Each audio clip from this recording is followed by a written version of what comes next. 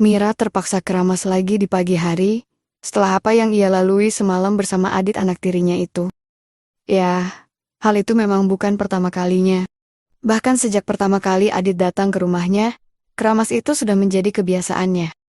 Mira tak mengira, jika pada akhirnya, ia akan terbelenggu dengan keakraban tersebut.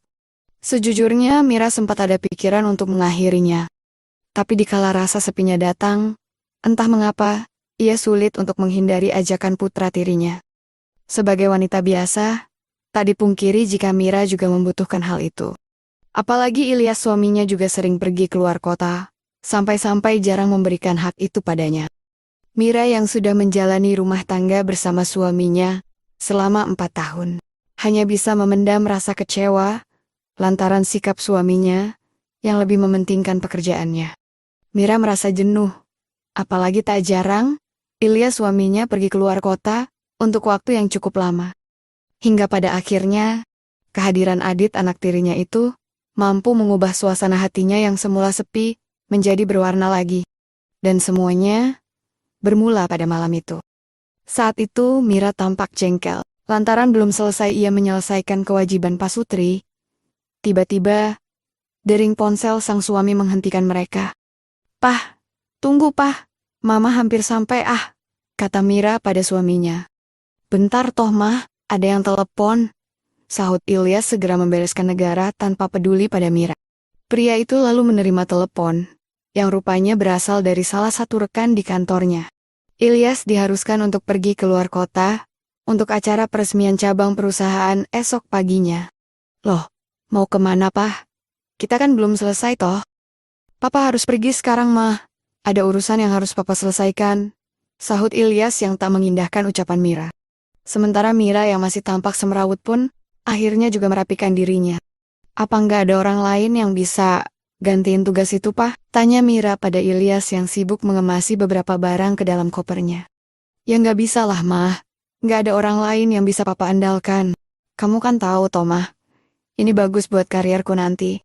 Jadi, ya kamu harus ngerti." Mira terdiam kecewa. Selalu itu jawaban yang terlontar dari suaminya. Bagi Ilyas, pekerjaan adalah hal utama. Sementara istrinya, hanya penghibur dikala ia membutuhkan saja. "Ya udah kalau gitu, aku mau pulang aja ke rumah ibuku. Aku jenuh kalau sendirian terus di rumah," sahut Mira dengan ketus. "Jangan gitu Tomah, kan besok Adit, anakku rencananya mau tinggal di sini. Katanya mau kuliah di sini. Jadi sekalian nemenin kamu biar nggak sepi lagi." "Hah, besok kesini, kenapa nggak cari kosan aja? Aku nggak mau ngurus anak itu.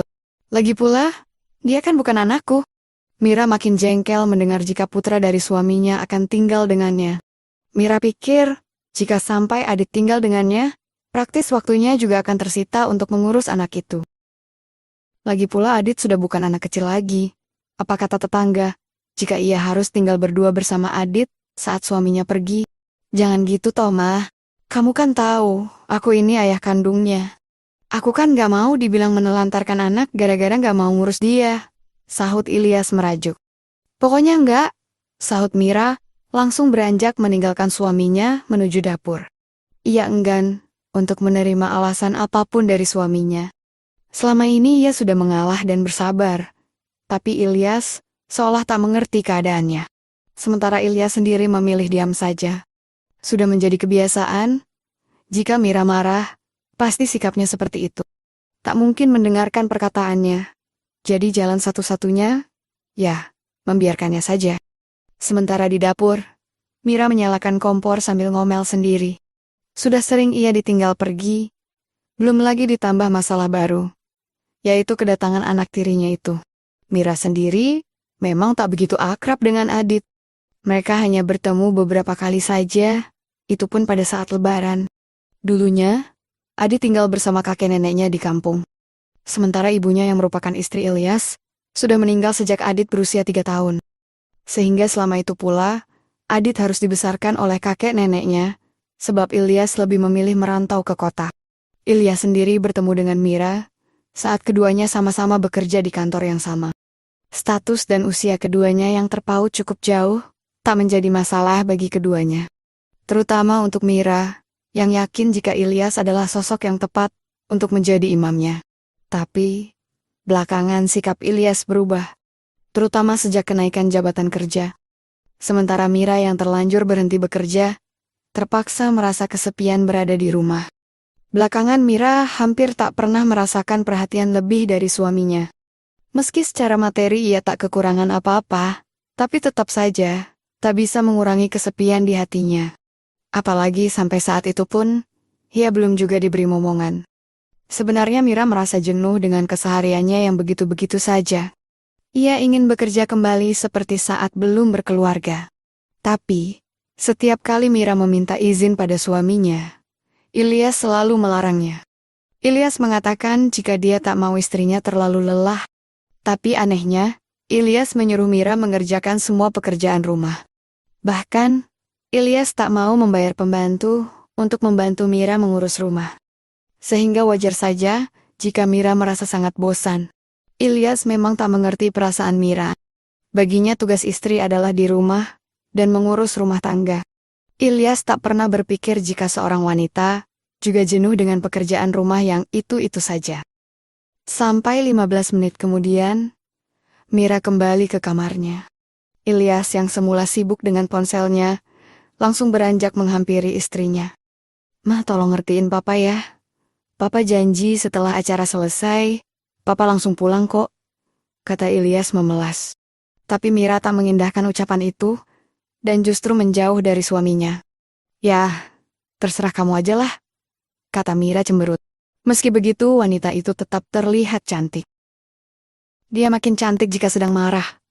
Dan itu yang membuat Ilyas menjadi gemas pada istrinya. Mira memang wanita yang terbilang sempurna. Perawakannya yang ideal dengan anugerah yang serba lebih, seharusnya membuat Ilyas betah di rumah. Tapi nyatanya, Ilyas tetaplah pria yang sibuk dengan karirnya. Akhirnya saat itu, dengan berat hati, Mira pun mengantarkan suaminya pergi sampai depan teras. Ilyas tak peduli meski hari sudah larut malam, lantaran besok pagi adalah acara yang cukup penting baginya. Setelah kepergian Ilyas, Mira pun hanya sendiri di rumah. Jam sudah menunjukkan pukul 10 malam. Tak ada yang harus ia kerjakan malam itu. Akhirnya dia pun berniat menyalakan TV di ruang keluarga. Tapi, belum sempat menyalakan TV. Tiba-tiba Mira teringat, jika sore tadi ia sempat mengunduh PM 3GP, muda-mudi asal negeri Sakura di ponselnya. Ia lantas memutar PM tersebut sambil membayangkan jika ialah yang menjadi aktrisnya. Setelah memperhatikan beberapa cuplikan, gelenyar aneh mulai timbul di benaknya. Bahkan tanpa sadar, jemawinya mulai mencari-cari gerbang kehidupan, menciptakan seruan kebaikan. Jajaran kabinet serta segitiga bermuda pun tanggal, membuat jemawi itu bebas dari segala hambatan. Ya, maklum saja, Ilyas memang jarang memberikannya. Dan kalaupun memberi, mungkin tak lebih hanya beberapa menit saja. Itulah alasannya mengapa Mira terpaksa harus menyelesaikan sendiri. Mira terus saja melanjutkan kesibukan tersebut. Ia bahkan merasa kesibukan itu lebih seru daripada bersama suaminya. Sayangnya ia bahkan tak menyadari jika sedari tadi ada seseorang yang tengah memperhatikannya. Seorang pria muda yang kaget melihat sikap wanita yang tak lain adalah ibu tirinya. Permisi tante." Suara itu seketika membuyarkan kesibukan Mira. Sontak ia gelagapan, bahkan buru-buru menutupi sajian mulia. Dari kejauhan, tampak Adit tak kalah kaget dari Mira, bahkan sesekali ia menelan yudahnya. "Kakak, kapan kamu datang? Kenapa nggak ketuk pintu?" tanya Mira kelimpungan. Adit yang semula kaget, mendadak tersenyum. "Tante lupa ya, kan pintunya memang kebuka." Mira terkesiap, lantaran baru menyadarinya. Lagi pula suaminya bilang, jika Adit akan datang esok harinya. Jujur Mira malu dan tak mengira jika Adit akan datang tiba-tiba. Terutama ketika Adit melangkah mendekat, lalu duduk di sampingnya. "Udah, nggak perlu malu Tan, itu wajar kok." "Apa perlu? Adit bantu," kata Adit sambil meletakkan jemawi tepat pada gerbang kehidupan negara. "Ih, Dit, apa sih?" Mira kaget dan spontan menepis perlakuan baik putranya. "Cuma bantu kok Tan," kata Adit, yang tetap bersikukuh melanjutkan kebaikannya. "Tapi Dit, aku ini, sayangnya, Mira yang sejak awal sudah terpengaruh PM di ponselnya, lambat laun mulai hanyut akan kebaikan tersebut. Seharusnya ia segera sadar dan buru-buru pergi. Tapi yang ada, ya. Adit tersenyum senang dengan respon Mira yang perlahan mulai menerima kebaikan negara. Bahkan entah bagaimana mulanya, Adit yang semula memberi, lambat laun, berubah menjadi menerima. Begitu pula dengan haluan negara yang semula sejajar pun menjadi sebaliknya. Sambil mengambil ancang-ancang mulia, Adit pun hendak melajukan perahu motor pada pintu dermaga. Sayangnya Mira masih sempat menghalaunya, meski pada akhirnya, secara konsisten perahu motor itu melaju melewati samudra dan berusaha menciptakan banjir bandang melanda. Mira sendiri seolah tak sadar jika telah jauh melangkah. Lantaran yang ada di pikirannya saat itu hanyalah sesenangan saja. Tak dipungkiri, Adit yang berusia 26 tahun itu sebenarnya sudah mengagumi Mira sejak pertama kali dikenalkan oleh ayahnya. Adit masih ingat betul saat itu. Ia ingin mengatakan jika ia tak setuju dengan pilihan ayahnya. Lantaran ia pikir Mira lebih pantas menjadi istrinya, bukan menjadi ibu tirinya. Tapi berhubung Adit tak ada keberanian mengatakan hal itu, maka ia harus menerima jika pada akhirnya Mira menjadi ibu sambungnya. Selama itu pula, Adit memilih diam dan memendam perasaan itu. Kebahagiaan sang ayah adalah yang utama baginya. Tapi rupanya, malam itu semuanya berubah. Baik Adit dan Mira sama-sama melupakan status di antara mereka. Sampai beberapa menit berlalu, setelah keduanya tiba pada tujuan utama. Baik Adit dan Mira langsung terlelap saking wewahnya. Pagi harinya, Mira terjaga lebih dulu oleh Mentari yang tampak dari jendela ruang keluarga. Wanita itu kaget ketika mendapati Adit ada di samping sambil memiuknya. Mira baru menyadari jika subuh tadi Adit masih mengulang rapat paripurna negara.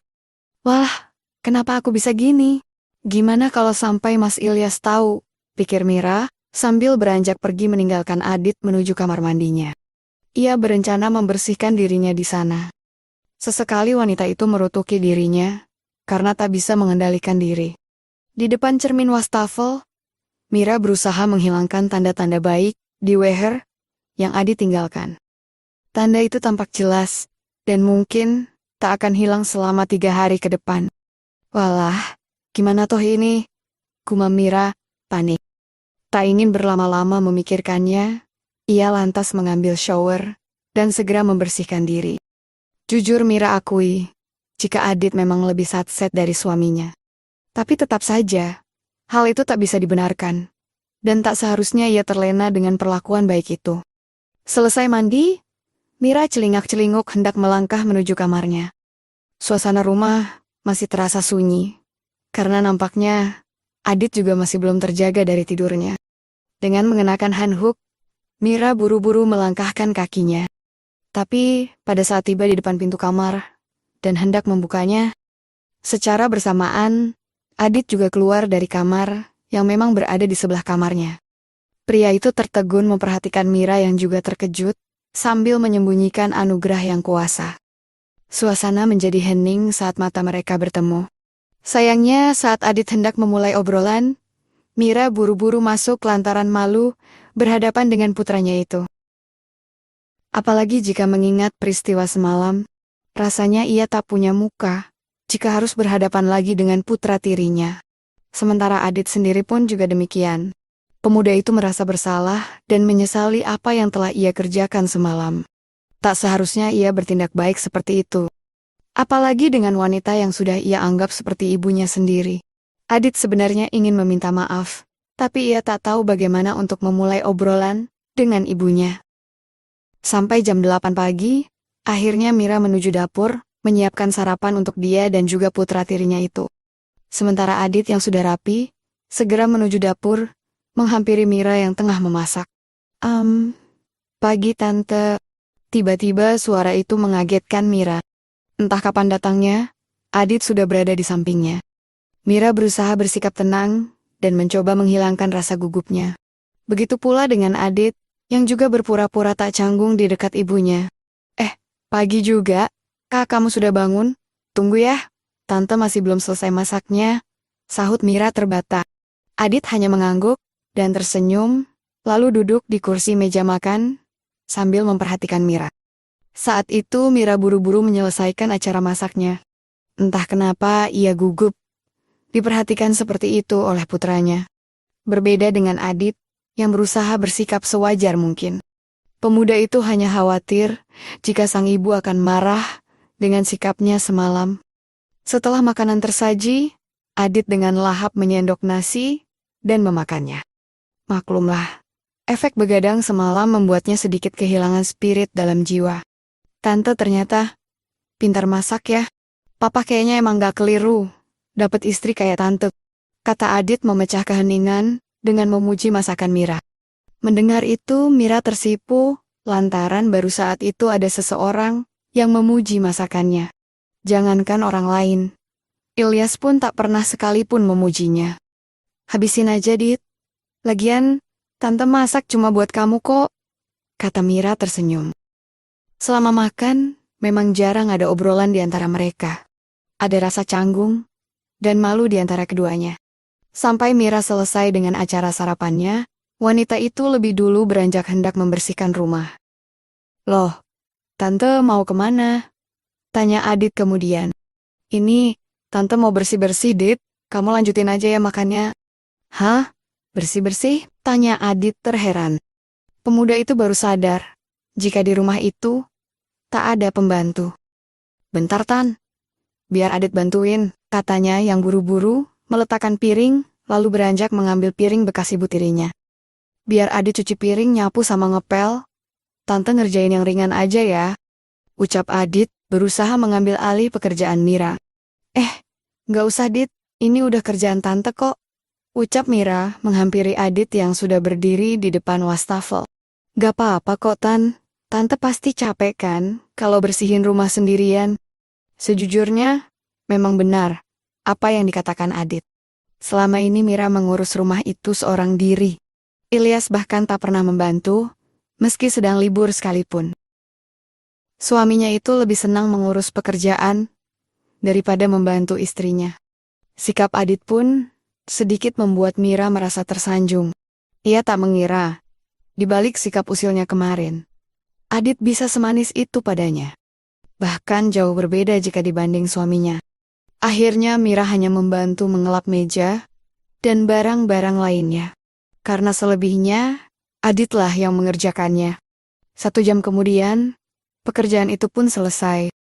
Mira menyandarkan diri di kursi keluarga, disusul Adit di sebelahnya. Makasih ya, Dit, kamu udah banyak bantu tante hari ini. Biasanya, tante bersih-bersih sendiri loh. Iya, tante sama-sama. Adit cuma gak tega aja lihat tante bersih-bersih sendiri. Harusnya kan, papa cari pembantu untuk rumah ini. Mira tersenyum mendengarnya. Oh ya, Tan, maafin Adit soal yang kemarin ya. Adit gak sadar aja. Tapi Adit janji gak kayak gitu lagi kok. Mira terdiam. Jujur, ada rasa jengkel yang masih melekat di benaknya. Tapi, hal itu juga tak akan terjadi jika seandainya kemarin ia bisa menoyaknya. Ya udah, Tan. Nanti kalau tante butuh sesuatu, bisa panggil Adit ya.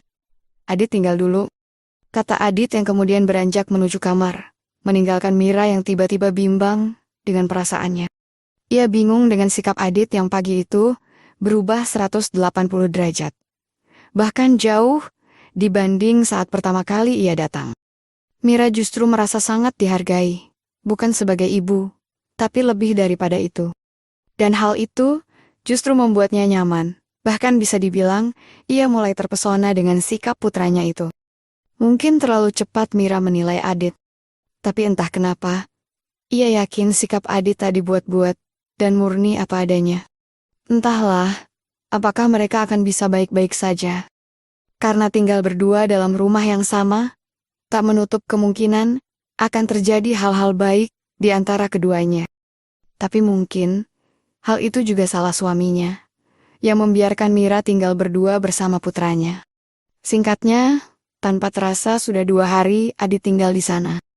Selama itu pula, baik Mira ataupun Adit berusaha menjaga jarak. Ilyas, ayah Adit juga sudah pulang dari luar kota. Maka rumah tersebut kembali ramai, seperti biasanya. Adit sendiri merasa beruntung. karena tak perlu memikirkan biaya tempat tinggal. Tapi ia tetap tahu diri. Setiap hari dia yang membersihkan rumah tanpa diminta, meski Mira sudah berulang kali melarangnya. Seperti sore itu, kembali Adit menuju ke dapur, melewati ruang keluarga, untuk membersihkan lantai yang berdebu. Hari itu, sudah 2 kalinya ia membersihkan rumah tersebut. Tapi, di saat ia melewati kamar ayahnya, samar-samar terdengar suara yang cukup menyita perhatiannya. Semula dia ingin mengabaikannya, tapi suara itu seolah memaksa Adit untuk mencari tahu apa yang terjadi di dalam sana. Ih, Papa, lagi dong ah. Adit berdebar tatkala mendengar Mira. Kebetulan pula pintu tak tertutup sempurna. Sehingga melalui celah kecil, Adit bisa memantau suasana di dalam sana. Dengan jelas Adit bisa memperhatikan bagaimana ayahnya melajukan motor pada pintu gerbang kehidupan yang ada. Gerbang yang mengingatkannya, pada malam pertama ia memberi kejutan pada ibu tirinya. Tanpa terasa perahu motornya juga ikut merespon fenomena langka itu. Bahkan Adit kembali membayangkan jika seandainya dia berada pada kondisi ayahnya. Ya ampun tante, gumam Adit sambil menelan ludahnya. Tak ingin pikirannya semakin semrawut, Adit buru-buru pergi meninggalkan kamar ayahnya. Lebih baik ia melatih jemawi di kamarnya, daripada harus memendam keinginan itu sendirian. Tapi saking cerobohnya, pada saat ia hendak melangkah, tanpa sengaja ia menjatuhkan vas bunga di dekat pintu kamar itu.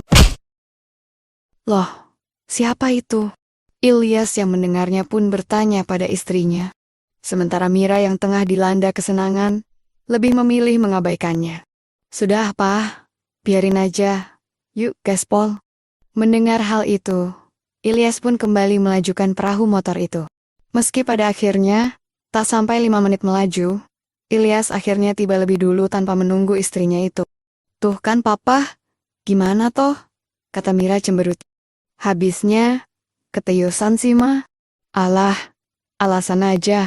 Sementara di kamar sebelah, Adit dengan semangat yang membara, terus melatih bakat dan talentanya itu. Sambil meyem, ia membayangkan jika Mira tengah membantu masalah-masalahnya itu. Ia begitu asik dengan kesibukannya. Sampai-sampai perahu motor itu hampir saja rusak karena spiritnya. Keesokan harinya, sekitar jam 6 pagi, Mira terjaga lebih dulu daripada suaminya. Wanita itu hendak beranjak menuju dapur, membuatkan makanan untuk anggota keluarganya.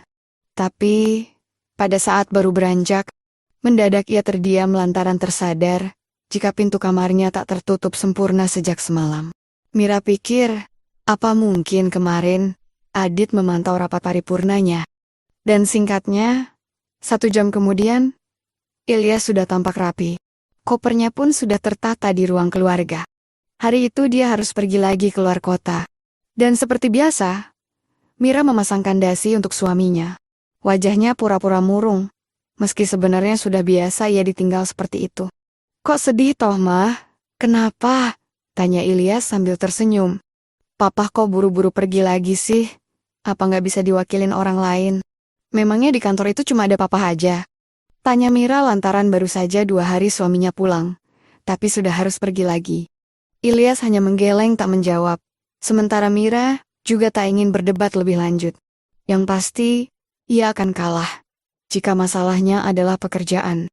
Setelah semuanya selesai, mereka beranjak ke ruang makan untuk sarapan. Loh, Adit mana, Ma? Tanya Ilyas pada Mira. Masih di kamarnya mungkin, Pah. Biar Mamah panggilin dulu ya. Sahut Mira yang kemudian beranjak menuju kamar Adit. Dengan mengenakan daster, wanita itu segera mengetuk pintu sambil memanggil anak tirinya. Dit, sudah pagi nak, kamu nggak sarapan? Adit yang masih terlelap seketika itu kaget dan terbangun mendengar suara Mira memanggilnya. Tapi yang lebih mengejutkan lagi, yaitu ketika Mira tiba-tiba membuka pintu. Ya, seperti kebanyakan pria pada umumnya, setiap bangun tidur, pasti perahu motor akan siaga dengan sendirinya. Dan hal itulah yang dialami Adit saat itu. Ia buru-buru menyembunyikan astral itu dengan bantal. Sementara Mira yang tahu, hanya tersenyum melihat tingkah gelagapan putranya. Ada apa Tan? Tanya Adit terbata. Kak, kamu gak sarapan? Ikiatan. Bentar lagi Adit nyusul kok. Mira lantas pergi kembali ke meja makan. Dan tak lama kemudian, Adit tiba di meja dengan disambut ayah dan juga ibu tirinya itu. Oh ya, Dit, Papa titip rumah, sama titip mamahmu ya. Papa ada urusan bisnis, mungkin 2 hari di luar kota. Oh, iya Pa, sahut Adit sambil menoleh ke arah Mira yang rupanya juga menoleh ke arahnya. Singkatnya setelah mobil Ilyas pergi, Adit segera menutup pintu rumah. Sementara Mira sibuk merapikan meja dan piring bekas sarapan mereka. Oh ya, Dit, nanti tolong kalau ada paket buat Mama, kasih tahu ya. Mama mau istirahat dulu. Kamu gak ada acara kan hari ini? Tanya Mira ketika Adit menghampiri untuk membantunya. Oh, iya Tan, gak ada acara kok Tan. Dan benar saja, sekitar jam 11 siang, paket yang dimaksud Mira pun datang. Adit yang sedang menonton TV di ruang tamu, segera berlari menemui tukang paket yang ada di gerbang rumah. Hehe, ini paket untuk Mbak Mira Mas, kata tukang itu sambil senyum-senyum tak jelas. Lalu pergi begitu saja. Adit awalnya bingung dengan sikap kurir tersebut. Tapi dia baru sadar, kalau paket yang dia terima tampilannya agak beda. Kalau diperhatikan, bungkusan paket itu seperti teong sayuran. Bahkan, ia sempat tertegun waktu membaca isi paket, yang rupanya sebuah alat yang digunakan untuk mengatasi masalah wanita. Tak ingin berpikir aneh-aneh, Adit lantas melangkah menemui Mira di kamarnya. Kebetulan sekali pintu kamar Mira sedikit terbuka, sehingga tanpa mengetuk pintu, Adit langsung menemui ibu tirinya itu. Tapi lagi-lagi, Adit terkesiap ketika sudah berada di dalam kamar tersebut. Jantungnya berdebar saat mendapati Mira sedang sibuk menatap langit-langit sambil melatih jemawinya. Sesekali terdengar seruan yang membuat Adit mewinding. Dan tanpa sadar, perahu motor itu pun ikut meresponnya. Pepermisi, Tante. Sontak Mira menoleh kaget. Mendapati Adit rupanya sudah berdiri di ambang pintunya. Wanita itu buru-buru membereskan negara yang semrawut karena saking sibuknya. Dit, ada apa? Kata Mira salah tingkah. Ini Tan. Pak paketnya datang. Kurirnya baru aja ngantar. Adit balik dulu ya Tan. Kata Adit, gugup lalu bergegas pergi. Tapi baru beberapa langkah Adit berjalan. Dit, sini dulu, panggil Mira, membuat langkah Adit terhenti. Adit enggan menoleh, lantaran tak ingin ibu tirinya itu mengetahui kegugupannya. Iya Tan, kenapa? Jangan bilang siapa-siapa soal paket ini ya. Adit hanya mengangguk, lalu berjalan cepat menuju ke kamarnya. Ia benar-benar tak mengira jika ibu tirinya mempunyai hobi yang sama pula dengannya. Selama ini ia pikir Mira wanita seperti pada umumnya. Tapi dugaannya salah. Sesampainya di kamar, Adit kembali teringat tentang perilaku ibunya yang ia amati tadi.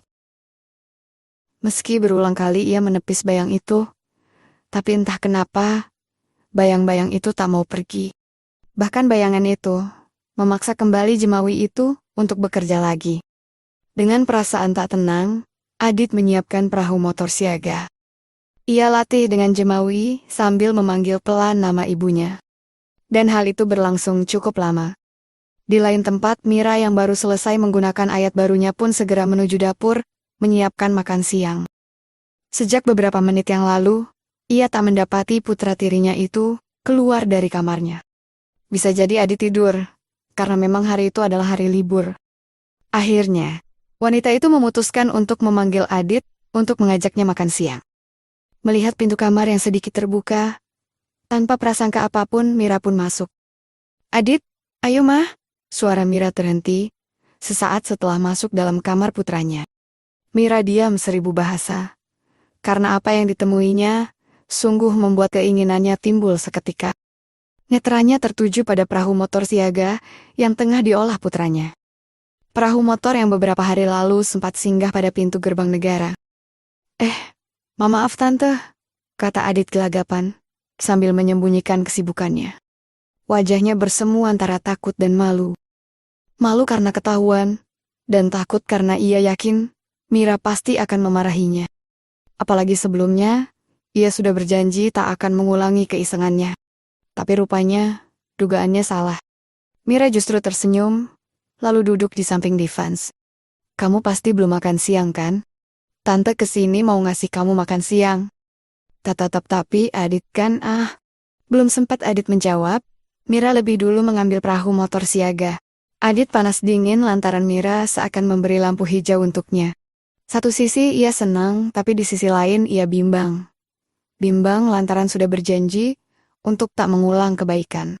Sekuat hati Adit menahannya, tapi melihat raut Mira yang seolah memohon, membuat Imronnya pun goyah juga. Seketika itu Adit buru-buru merubah haluan negara. Dari yang semula sejajar menjadi saling menerima. Pemuda itu benar-benar melupakan janji yang pernah ia katakan pada ibunya.